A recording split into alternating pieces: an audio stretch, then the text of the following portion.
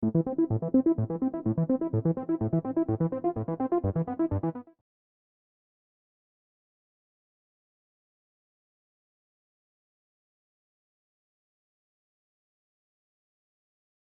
gente, eu sou professor de matemática por formação e trabalho há 15 anos no grupo. Eu fui diretor de colégio e há mais ou menos 5 anos, 6 anos eu estou no SAS. E lá eu já passei por várias áreas. Primeiro a gente fundou a tecnologia educacional e depois eu fui tocar a parte de inovações. O Grupo SAS é um grupo hoje que dá soluções educacionais, é uma plataforma de educação que dá soluções educacionais para várias escolas do Brasil. A gente está presente em todos os estados e no Distrito Federal. A gente tem hoje aproximadamente 300 mil alunos na nossa base e a gente atende uma rede de 860 escolas. E foi um grupo originado dentro da escola, inclusive, que eu fui diretor. A gente tem, em grandes números, a gente tem algo em torno de 17, 18 anos no mercado. E a gente pertence também a um outro grupo maior, chamado Arco Educação. A gente é uma empresa dentro desse grupo Arco, e a Arco foi a primeira startup listada na Nasdaq, a primeira startup brasileira listada na Bolsa de Valores americana. E a gente já tem algo em torno, como o grupo todo, 1.200.000 alunos, e a gente atende algo em torno de 5 mil escolas, o grupo como completo. Mas hoje eu vou me deter à solução que a gente está tendo e o desafio que o Gustavo me pediu, e tentando não ser comercial e tentando falar um pouco desse momento que o mundo está vivendo e das grandes experiências. A gente não vem investindo em inovação e em tecnologia de ontem. A gente tem há pelo menos 6 anos que a gente tem uma carteira muito forte para inovação. E aí, dentro desses parâmetros todos, videoaulas, criação de aplicativos para disponibilizar isso, gestão do professor ter acesso, plataformas adaptativas e uma série de requisitos fizeram com que a gente tivesse um pouco de know-how já nesse momento. A gente está acompanhando o que o mundo todo está fazendo e eu diria para vocês que o mundo todo está batendo cabeça. Tá? A gente tem um modelo muito ainda customizado na parte do offline com as escolas do mundo todo. Existe um certo preconceito também do uso da tecnologia.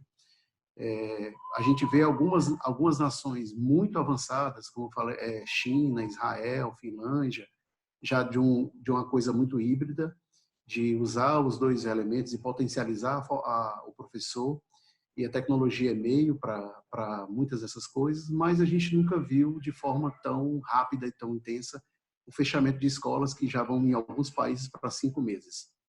A gente tem hoje 160 países que, de maneira geral, não estão tendo aulas, e isso, acompanhando, inclusive, algumas pesquisas que eu recebi recentemente, a gente percebe que tem muita gente batendo cabeça em como fazer com que essas escolas funcionem. Aqui no Brasil, o primeiro passo foi dar férias, muitos estados deram férias. A gente tem problemas de regulação grande na educação básica, para o uso da tecnologia. Ontem um diretor me ligou e disse, mas como que eu vou fazer prova? Porque eu vou fazer prova agora valendo nota de forma virtual? E eu disse, porque talvez a gente não tenha entendido ainda como é que as universidades, que é à distância, hoje fazem tão bem no Brasil. Então, a gente tem hoje cases na educação à distância no Brasil que são fantásticos em distribuição de conteúdo.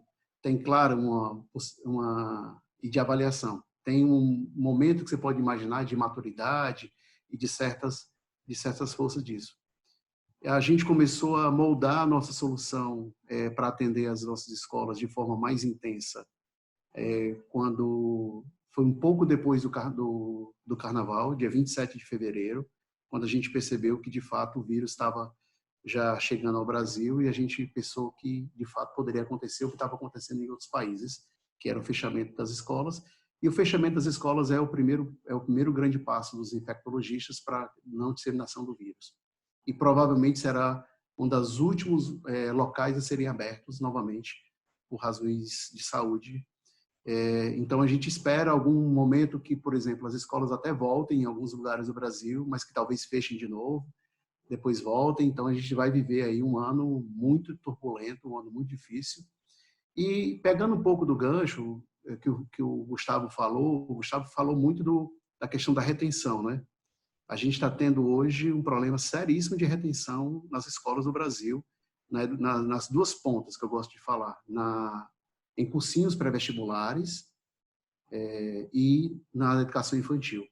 Os pais estão, inclusive de escolas classe A, estão desmatriculando e tudo mais. Há inúmeros projetos também para fazer com que as escolas deem descontos. Algumas começam a dar desconto, outras, alguns estados têm câmaras legislativas que estão tentando obrigar cada escola a ter 30% de abatimento para os pais nesse momento, em virtude, supostamente, de não ter alguns custos como energia, água, que são custos marginais dentro do processo pedagógico, e algumas escolas estão até gastando mais nesse momento, que para estar adaptando o seu conceito todo à parte de tecnologia. Então, entendendo um pouco desse cenário, a gente começou a pensar que a gente não só poderia ajudar as escolas nossas, como também poderíamos encontrar soluções para outras escolas. E aproveitar desse momento que a gente está vivendo também uma possibilidade até de ampliação dos nossos negócios. O que a gente, de maneira geral, começou e a gente tem como lema, né? Agora a educação de excelência é sempre um tema que a gente aborda, e a gente começou a pensar muito numa ideia de um conceito de planejamento, e esse planejamento a gente está fazendo hoje com as escolas. Só para dar um momento, existem escolas hoje da gente que usam a solução para alguns segmentos. Então, por exemplo, não é incomum eu ter uma escola que usa só ensino médio ou usa só ensino fundamental. Da nossa rede, 112 escolas resolveram usar outros segmentos que não utilizavam. E a gente não está cobrando nenhum tostão para isso. A gente está abrindo a plataforma para que eles possam, de fato, utilizar. E aí você tem que ter um planejamento, porque normalmente eles estão usando outros conteúdos de outros parceiros, de outras plataformas. E eles deixam de usar aquele conteúdo para usar as nossas plataformas. E outras escolas nos procuraram, de um mercado muito de nicho, inclusive, escolas classe A e classe B, para adaptar alguns possíveis projetos que eles estão tendo. Sejam eles em avaliações, sejam eles em plataformas adaptativas e gamificadas, onde a gente entrega um resultado muito forte. A gente está fazendo, inclusive, grandes testes, e a gente consegue provar, por exemplo, que eu não preciso fazer necessariamente uma prova. Se o aluno ficar utilizando a plataforma adaptativa, a inteligência artificial vai acabar dizendo qual seria a nota que o aluno vai ter em um certo momento. Então, a gente consegue dizer que esse aluno ele não passaria, por exemplo, 70% de aprendizagem dos conteúdos. Então, a inteligência artificial ajuda muito nesse momento.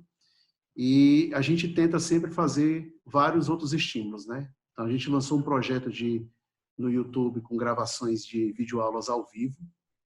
A gente passou uma semana gravando, disponibilizando aulas ao vivo para o Brasil todo no YouTube. Foi um sucesso muito, muito intenso nosso. A gente já está com 2,5 milhões de visualizações nas nossas aulas.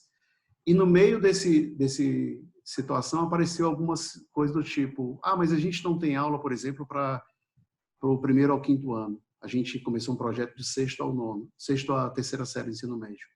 Isso é muito forte, essa questão de gravação de videoaulas e intensidade e avaliação para os alunos que estão para o pré-vestibular.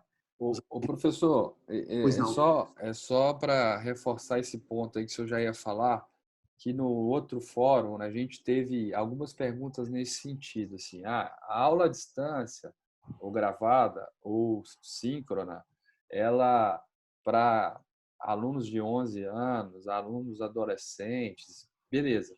Mas e o pessoal da educação básica? Eu queria que o senhor reforçasse isso. O que vocês estão fazendo e como que o senhor enxerga a solução para esse tipo, de novo, o senhor falou muito bem, tá todo mundo tateando e testando o que fazer, porque é algo que nem em país de primeiro mundo isso estava muito Não. definido, muito claro, né? Como que o senhor enxerga isso? A gente tem país de primeiro mundo usando as redes de suas televisões, as suas estatais para transmitir videoaula, né? A gente enxerga da seguinte forma: a aula ao vivo, ela depois ela fica gravada e tudo, ela tem uma possibilidade de interação maior. Mas a gente foi para o modelo de gravar as aulas, principalmente para os alunos menores, porque a gente encontrou possibilidades do seguinte: imagine que papai e mamãe estão em casa, home office. Isso é um projeto natural. E eu tenho 2 filhos. Então, eu preciso de 4 devices para, organicamente, todo mundo estar trabalhando em casa ou assistindo aula. Então, a gente encontrou situações do tipo: meu filho não consegue assistir a aula porque o outro precisa assistir. Então, estou começando a priorizar. Então, a gente começou a perceber que a aula, fazer as situações assíncronas, elas seriam melhores para dar uma organização. E a gente fatiou, inclusive, os horários de entrada, simulando como se você estivesse ao vivo, mas entrando na plataforma em determinados horários. Então, a gente meio que fez um horário de uma escola, a gente simulou uma escola virtual e a gente deu a entrada disso. Isso faz com que, nessa esfera do planejamento, eu consiga fazer um momento de imersão muito melhor e eu consigo também trazer uma rotina, tá? Eu consigo estabelecer uma rotina. Funciona da seguinte forma: a gente percebe que o estímulo de uma aula de 50 minutos, e aí, por que a gente tem um conceito de 50 minutos, né? Isso é da Grécia Antiga. Já os filósofos antigos diziam que isso era o tempo que a pessoa aguentava outra falando. Então, você imagina que a gente tem hoje ainda os 50 minutos vigorando, mas quando a gente tem uma aula em que o professor está trabalhando de forma online, isso não está com reflexo de 30 minutos, de 50 minutos. 30 minutos, 25 minutos, Uhum. a inserção de outros materiais, e hoje as plataformas todas, elas são muito ágeis para usar isso, seja o que a gente estava usando aqui, que é o Zoom, Teams, ou outras nesse momento. Então, a gente partiu para uma outra missão também, que foi ajudar as escolas a montarem suas aulas, porque muitas delas estão funcionando, então o professor precisa manter a rotina.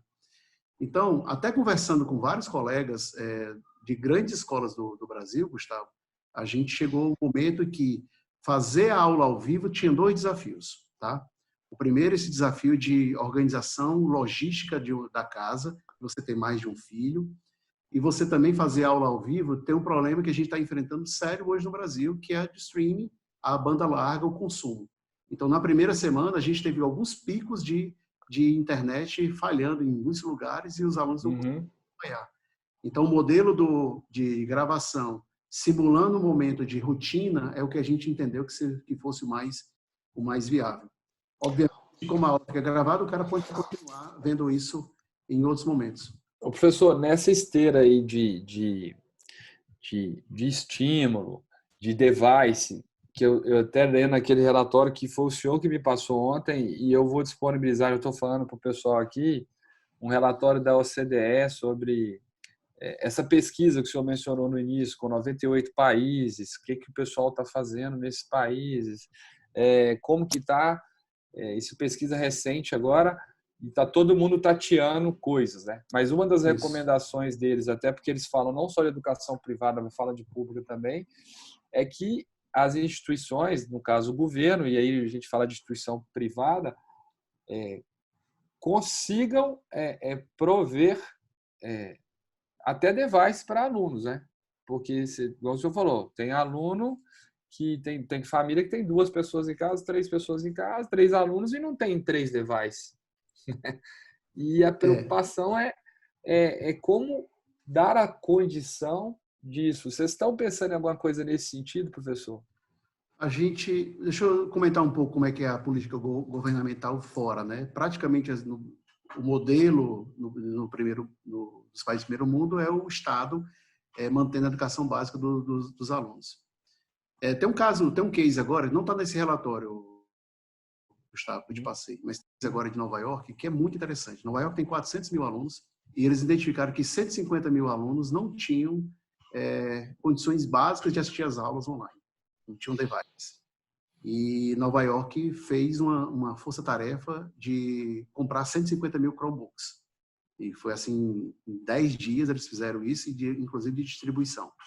Um modelo fantástico. Os estados todos, né, os governos todos estão muito preocupados em você até aumentar a desigualdade educacional nesse momento. A gente está falando em cenários em que países estão há quase 5 meses com aulas fechadas. Então, o Brasil já fez algumas regulamentações, mas, por exemplo, uma regulamentação básica que o Brasil não fez ainda foi o seguinte: usar a tecnologia como meio para abater as horas-aulas, a carga horária. Alguns estados, o estado de São Paulo, por exemplo, foi o pioneiro em fazer isso, e tem um grande secretário de educação, que inclusive foi ministro da educação, do Rosselli, foi o primeiro a dizer que isso poderia fazer. Mas não há uma regulamentação do MEC ainda. Há orientações do CNE para isso. Então, você tem uma dificuldade nesse momento. Quem é da nossa base, Gustavo, ele consegue comprar hoje devices de uma maneira muito simples. Ele entra no nosso portal, que tem lá um clube de benefícios, e ele pode ter associação com alguns tipos de equipamentos, tá? Com algumas empresas como Ace, como Samsung, e aí tem uma forma lá. Bem simples, ele pega um cupom, copia e cola no momento da compra dele, um cupom vinculado. Então, ele consegue descontos de 30% hoje para comprar devices. Essa é uma maneira que a gente tem, isso não foi de agora, não foi da crise, isso é uma maneira que a gente encontrou já há alguns anos de ter um relacionamento bom. Como a gente tem uma rede, a escala isso ajuda muito nesse momento, como você tem uma rede grande, as empresas acabam se interessando em fazer esses tipos de concessões. Então, já tem uma maneira, um caminho para nossas escolas, elas já conhecem esses caminhos de comprar alguns determinados equipamentos dentro da nossa rede, de forma que saia mais em conta para eles. Tá. Ô, professor, eu queria a gente andar um pouquinho, o senhor tentar mostrar para a gente como que vocês têm trabalhado a questão de estímulo com os alunos, essa questão da imersão deles no conteúdo de casa, para a gente dar uma passada na apresentação do senhor e eu conseguir fazer umas perguntas aqui. Nós estamos com a audiência privilegiada aqui, o Vianney, que é o mestre do EAD no Brasil, né, mandando um abraço, está com algumas questões aqui, eu quero tentar fazê-las, mas eu quero deixar o senhor terminar aí, tá?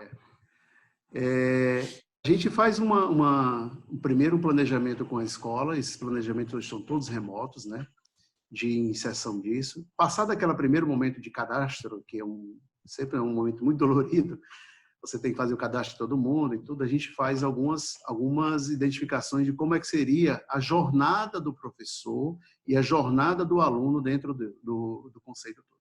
E quais são as necessidades que cada escola tem. Isso é muito artesanal, porque apesar de eu ter um projeto de uma plataforma e ela é extremamente escalável, uma plataforma adaptativa, gamificada, ou série de outros elementos, vídeo aula que todo mundo pode assistir, cada escola tem uma maneira diferente de fazer esse consumo. Então, a gente começou a fazer algumas coisas de plataformas com exercícios e entendendo. Mas a gente faz um planejamento com a escola, pergunta mais ou menos em uma reunião com os professores como é que eles gostariam de utilizar, e aí a gente sugere algumas 3 ou 4 trilhas disso, para que a gente consiga fazer com que os alunos tenham uma identificação grande com resultados. Então, você tem lá o consumo do material didático, seja ele de forma online, que você tem acesso aos livros, aí tem interatividade lá no próprio livro, depois você vai para a videoaula, ou você começa com a videoaula e já aplica uma metodologia ativa para depois o professor fazer alguma ação. Então, para cada escola, a gente traça um determinado perfil. A gente entende mais ou menos que tem 5 ou 6 perfis que funcionam muito bem para todo mundo. E a gente já sugere, de alguma maneira, para cada segmento, para cada série ou para cada região, algumas possibilidades disso. O grande chave é porque o Brasil não começa na mesma época, as aulas. Então, você tem estados como Ceará e Maranhão que começam as aulas na primeira quinzena de janeiro. E você tem estados como São Paulo, por exemplo, que começam por volta da segunda semana de fevereiro. Então, essa diferença de time, de conteúdo, é que faz também uma relativa diferença também na hora do planejamento. Quem já está mais avançado, a gente consegue, de alguma maneira, ajudar mais rápido. Quem ainda está muito no começo, caso das escolas de São Paulo, lembrando que fevereiro é muito curto, e logo já um estanque das aulas parando ali por volta do dia 20, ou um pouco antes de... A gente tem quase que um planejamento do zero. Tá? Quase, é estimulante a gente dizer o seguinte, faz de conta que não teve o primeiro e o segundo capítulo e vamos começar do zero, já que eu estou um modelo todo ele online, né? E aí, passando aqui um pouco da imersão, os livros, né, o material didático, e uma coisa que a gente construiu agora de forma muito intensa e está dando um resultado fantástico e provavelmente vai virar um produto da gente, tá? A gente está escrevendo roteiros de estudos. Então, esse roteiro começou com o professor, depois a gente fez esses roteiros pensando no pai, principalmente os pais da educação infantil, que eles agora que são os tutores disso, e está gerando um processo muito bacana dentro da nossa rede. As escolas estão muito felizes, estão nos mandando mensagem, muito felizes com um roteiro bem didático de consumo, de como deveria fazer. Primeiro eu faço isso, depois eu faço aquilo, e como você usa a plataforma como... Passando aqui, eu acho que é bom destacar, a gente fez uma parceria com a Play Kids, que é talvez a maior plataforma para crianças até 7 anos no mundo. É uma plataforma brasileira, atende hoje a 40 países. E a gente fez uma parceria de pegar alguns objetos de aprendizagem dele, linkar, e a Play Kids nos deu 90 dias de utilização gratuito para toda a nossa rede. Está sendo uma iniciativa, obviamente existe alguns interesses por trás, inclusive os pais assinam um termo de compromisso sabendo que vai ficar o lead, né? Vai ficar o processo todo, mas para a gente tem sido um momento muito impactante. A gente juntou os roteiros com a plataforma deles. Então lá tem desenhos, aprendizagens, tem língua portuguesa, inglês, tem estímulos de vários elementos e que de maneira geral estão trazendo uma receptividade hoje muito intensa. Tanto é que a gente já está com medo quando acabar a crise. Porque provavelmente o pai vai querer de novo e talvez não vai querer pagar. Então, já está estudando esses modelos dessa forma. Ô professor, eu estou tendo muita pergunta aqui, né? E eu vou quebrar um protocolo que eu ia deixar mais para o final, mas a Leda Cruz fez uma consideração importante, que aí eu vou trazer alguma pergunta do último que me mandaram, né? Que ela está falando assim, que o grande desafio parece ser para a educação infantil, né? E é muito difícil para os pais aceitarem que esse ensino remoto seja adequado para essa faixa etária. Eu queria que o senhor colocasse a opinião do senhor, emendando essa questão da Leda com a outra questão que o pessoal trouxe, né? A partir de que idade a gente consegue suprir essa questão do EAD, né? Porque eu acho que, de novo, eu vou trazer a minha impressão. Nós estamos num período de guerra, todo mundo se adaptando, né? Não vai muita questão do pai querer ou pai não querer. Não tem jeito, não pode ir para a aula. Então, nós estamos fazendo o que dá para fazer. Mas eu queria a colocação do senhor nesse sentido aí.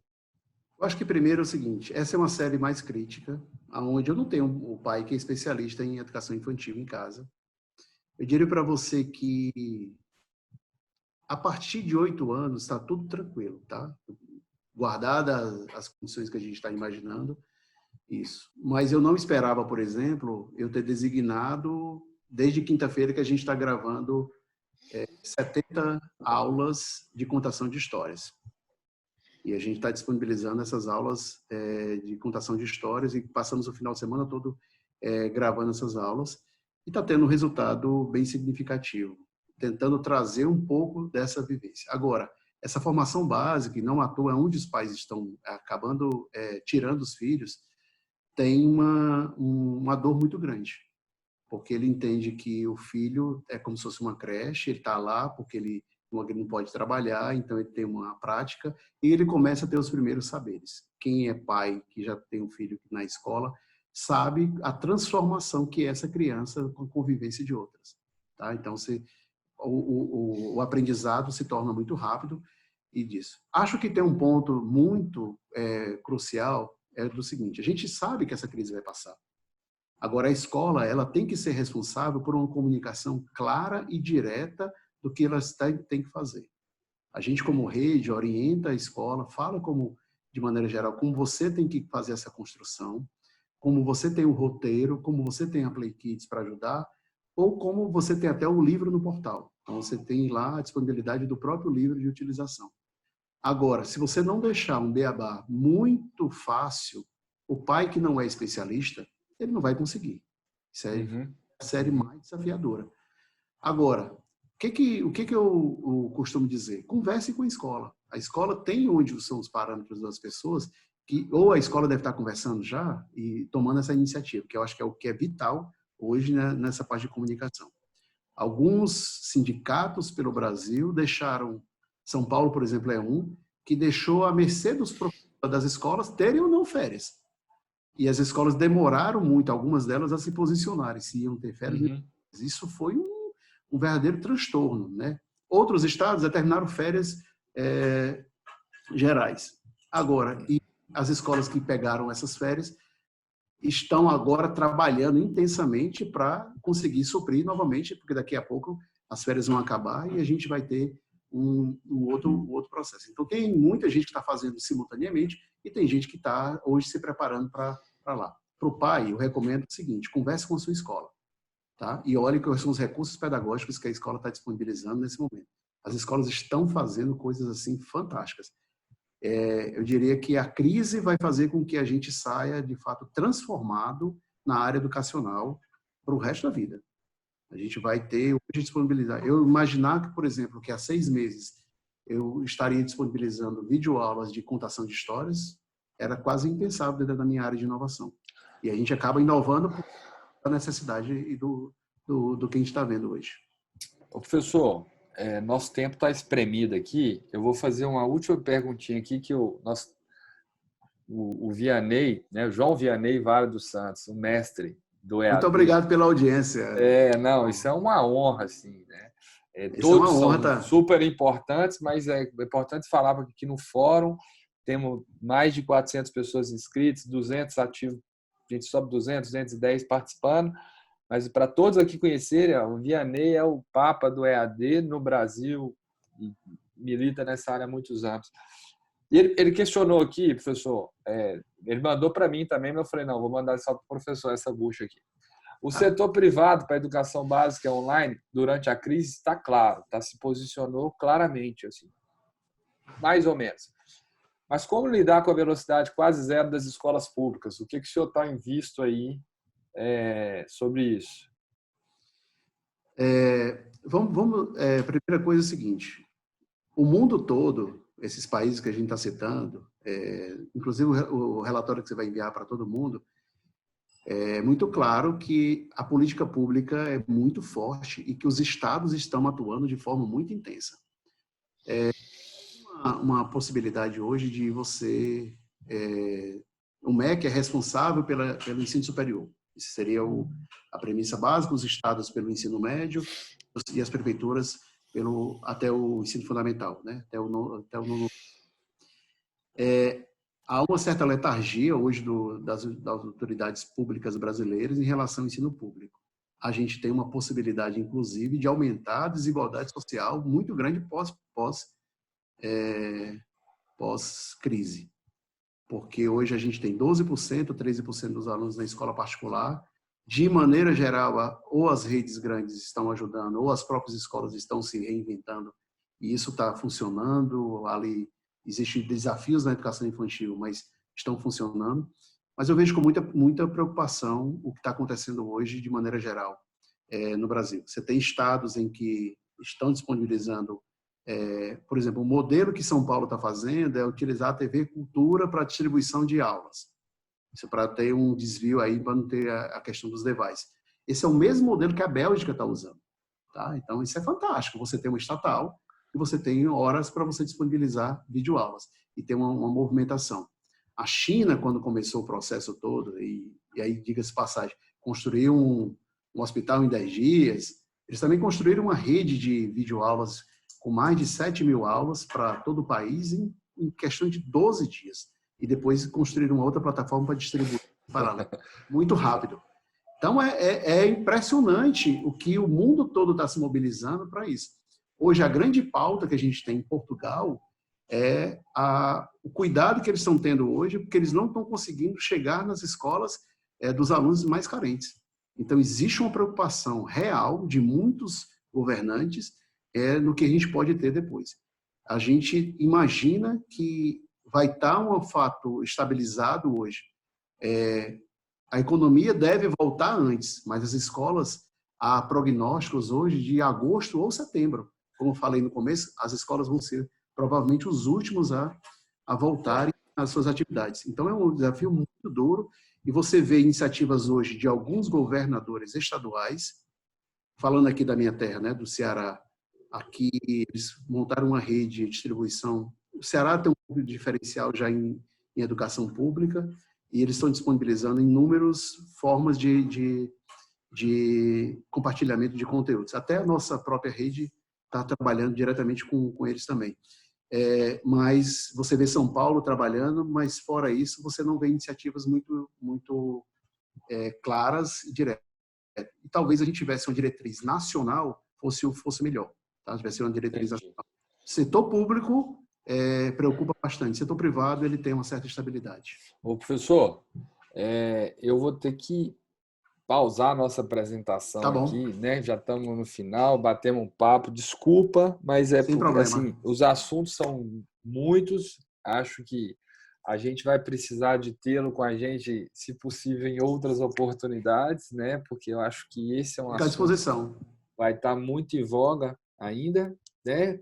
Quem lê o relatório que eu vou mandar, que eu li ontem, que o senhor mandou, a gente vê que realmente esse modelo educacional é o que acho que o último que vai voltar, porque é aglomeração de pessoas, enfim. Então a gente precisa de ter respostas mais rápidas, tanto na parte privada, na pública nem se fala, mas ter essa preocupação, eu acho que todas as instituições estão aqui, tem gente que é pai também, a gente tem que tentar levar essa discussão para as escolas dos nossos filhos. Eu tenho uma filha de 6, uma filha de 11, e a gente percebe que as pessoas, as instituições estão ainda, mesmo privadas, letárgicas nessas tomadas de decisão e principalmente um ponto que o senhor colocou, comunicação, né? Acho que as instituições, nesse momento de crise, a comunicação é importante. Até um assunto que nós estamos querendo colocar para os próximos eventos o papel de comunicar, de estar falando com o pai sempre, ter outras perguntas que eu vou te encaminhar, né? A importância da escola ter um canal de comunicação com os pais mais ativo do que era, né? Você tem que ter pai, mãe, suporte psicológico, papai para filho, né? Porque está em casa, está todo mundo sem rotina, a rotina bagunçada, enfim, tem muita coisa para a gente conversar. Sem dúvida. Deixa eu só falar um pouco desse ponto aí. A gente introduziu na nossa rede aulas de habilidades socioemocionais, pensando muito nesse modelo aí da saúde mental também. Então, esse é um ponto muito forte, que é a parte de comunicação e também o cuidar em casa. Tá? É isso aí, professor. Muito obrigado. Eu que agradeço. Estou à disposição. Mais uma vez, é uma honra poder ter o telefone do senhor e ligar a hora que eu preciso, alguma dúvida, discutir o que está acontecendo. Muito obrigado mesmo. Por favor, eu que agradeço. Tá? Muito obrigado também.